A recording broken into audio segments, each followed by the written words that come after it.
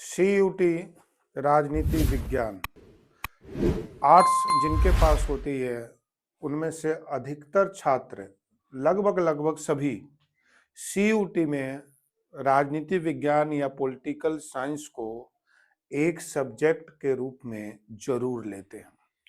और सीयूटी का जो पेपर होता है पॉलिटिकल साइंस का, वो काफी हद तक जो 12th में आपने सिलेबस पढ़ा हुआ होता है वही होता है। लगभग उसी से जुड़े हुए वो एमसीक्यू पूछते हैं। एक बात सभी सीयूटी के जो स्टूडेंट्स हैं इस बात का ध्यान रखें कि जो आपने नॉर्मल पेपर बोर्ड के परीक्षाएं दी हैं, चाहे आपने 12th में दिया या 10th में दिया या उससे भी नीचे की क्लासों में जो नॉर्मल आपने परीक्षाएं दी है, उससे सीयूटी का एग्जाम बिल्कुल अलग होता है। सीयूटी के एग्जाम में वही बच्चा आगे बढ़ सकता है जिसको अखबार की भी नॉलेज हो, देश में विदेश में जो घटनाएं घट रही है उसकी भी नॉलेज हो, क्योंकि कहीं ना कहीं आईक्यू जीके की बढ़ोतरी इसी से होती है। सीयूटी के अंदर grade system, better merit system लाना क्यों मुश्किल होता है? क्योंकि 17 से 18 लाख इंडिया के ऑल स्टूडेंट्स जो होते हैं इस एग्जाम में शामिल होते हैं। 17 से 18 लाख के करीब भी स्टूडेंट्स जुड़ जाते हैं सीयूटी देने के लिए। और सबकी मनपसंद यूनिवर्सिटी में दिल्ली यूनिवर्सिटी, दिल्ली विश्वविद्यालय में की ये इच्छा रहती है कि वहां पे हमारा एडमिशन हो जाए। और इसके लिए नेगेटिव मार्किंग भी है। अगर आपका आंसर गलत हो गया तो आपको नेगेटिव मार्किंग भी मिलेगी, जो आपको बोर्ड परीक्षाओं में ये देखने को नहीं मिलता है। इसलिए सीयूटी की तैयारी करते समय आप ये ध्यान रखें कि आपके पास ज्यादा समय नहीं है, 1.5 से 2 महीने हैं। दूसरी चीज ये, आपकी तैयारी इतनी बारीकी स्तर पे होनी चाहिए कि नेगेटिव मार्किंग के थ्रू आपके नंबर ना कटे और लाखों बच्चों में आप अपना स्थान प्राप्त कर लें। अब सवाल ये उठता है कि आखिर जो सीयूटी का ये जो पेपर होता है, सिलेबस के रूप में पॉलिटिकल का सिलेबस क्या है? अब हमें ये जानकारी होनी चाहिए, क्योंकि अगर हमारे पास ये जानकारी है तभी हम उस स्तर पे और उस तरह से बारीकी से तैयारी कर सकते हैं। एक बात ध्यान रखें कि जो सीयूटी का जो पॉलिटिकल का पेपर होता है वो पूरी तरह से इस तरह से पेपर होता है जैसा कि मान लो कि आपको देश और विदेश की राजनीति के बारे में कितनी जानकारी है। ये राजनीति की जानकारी लगभग 80 साल के अंदर जो देश और विदेश की जो घटनाएं घटी है, 80 साल के अंदर 1945 से लेकर लगभग 2026 तक जो विश्व के अंदर घटनाएं और जो देश में घटनाएं घटी है उससे जुड़े हुए ये क्वेश्चन हो सकते हैं। तो ये अनुमान लगा लो कि ये कितना बड़ा सिलेबस होता होगा। लेकिन कुछ ऐसे पड़ाव जरूर होते हैं जिनको अगर आप उनको बेस बनाकर अपनी तैयारी करें तो उससे जुड़े हुए ज्यादातर हमें क्वेश्चन सीयूटी के एग्जाम में मिल जाते हैं। और वो बेस क्या है?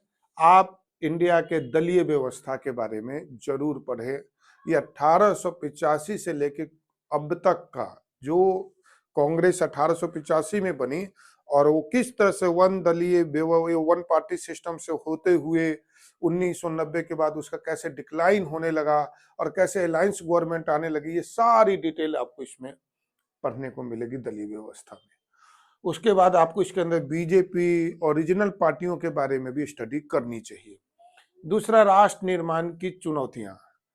जब 1947 में भारत आजाद हुआ तो उसके सामने कौन कौन से चैलेंजेस थे, या उससे पहले वो कौन सी कंडीशन थी जिसके कारण देश का बंटवारा हुआ, इसके बारे में भी आपको इसमें पढ़ना जरूरी है। नियोजित विकास। नियोजित विकास में पंचवर्षीय योजना है, राष्ट्रीय विकास परिषद, नीति आयोग, देश के अंदर चलने वाली विकास से जुड़ी हुई आयुष्मान, मनरेगा, इन सब के बारे में आपको थोड़ी थोड़ी जानकारी रखनी चाहिए। वामपंथी, दक्षिणपंथी, बॉम्बे प्लान, केरला योजना आदि। विदेश संबंध। विदेश संबंध में इंडिया की न्यूक्लियर पॉलिसी सबसे मेन है और इंडिया ने जितने युद्ध लड़े हैं, चाहे 62 का हो, 65 का हो, 71 का हो, 99 का हो, ये भी पढ़ना बहुत जरूरी है।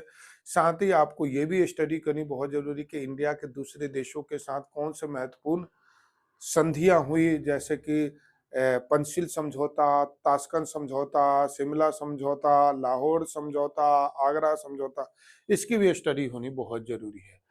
उसके बाद कांग्रेस प्रणाली, आपको मालूम है कि हमारे देश में कांग्रेस ने 60 साल तक शासन किया।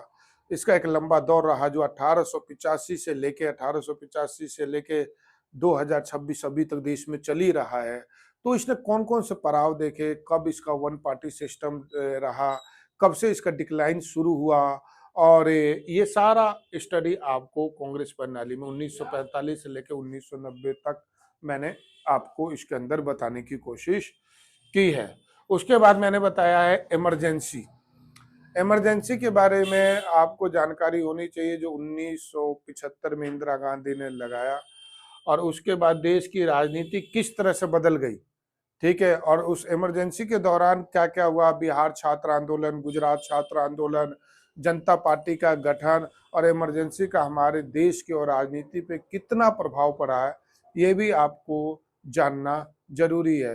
क्योंकि एक तरह से इमरजेंसी के बाद ही 1975 के बाद ही हमारे देश के अंदर एक नई पॉलिटिक्स शुरू हुई, जिसे हम अपोजिशन पार्टी के रूप में मेन रूप से जानते हैं। इसके अलावा आप जनसंघ पार्टी, स्वतंत्र पार्टी और कम्युनिस्ट पार्टी के बारे में भी जानकारी लेके आगे बढ़े।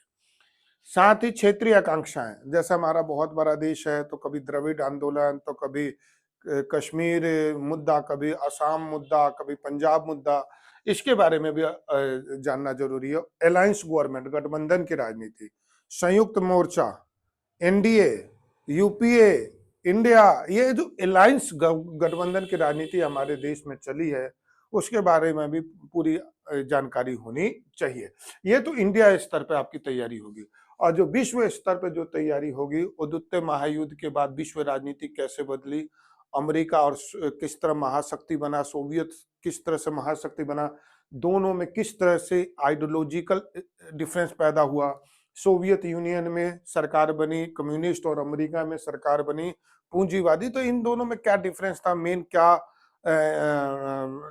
दोनों विचारधारा के आधार पर कैसे बटे, इसकी भी जानकारी आप लेके आगे बढ़ोगे, जिसे आप पॉलिटिकल लैंग्वेज में कोल्ड वार या शीत युद्ध के नाम से भी जानते हो। इसके अलावा क्षेत्रीय संगठन, ये मुझे बहुत इंपॉर्टेंट पार्ट लग रहा है, जिसमें क्षेत्रीय संगठन में आप सार्क पढ़ लेना, आसियान पढ़ लेना, यूरोपीय यूनियन पढ़ लेना, और इसकी तैयारी आप बहुत बढ़िया तरीके से करना।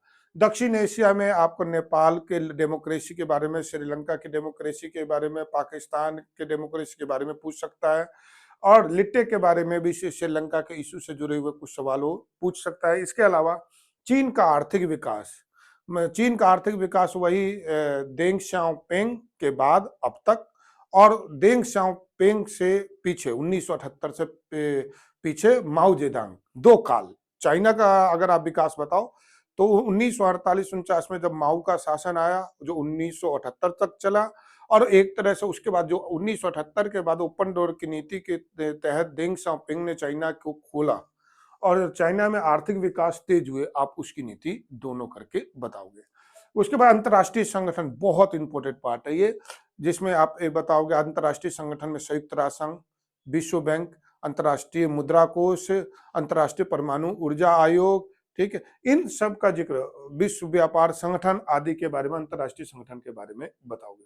समकालीन विश्व सुरक्षा में वही परंपरागत और गैर परंपरागत खतरे के में कौन कौन से स्रोत आते हैं, पर्यावरण मुद्दे, रियो समिट, प्रोटोकॉल समिट बहुत इंपॉर्टेंट है, साझी संपदा बहुत इंपॉर्टेंट है, और वैश्वीकरण में वही एमएनसी क्या होती है। तो पॉलिटिकल के जो ये जो मैंने सिलेबस बताया, एक भारत के स्तर पे और एक विश्व के स्तर पे, आप इसी को बेस मानकर अपनी तैयारी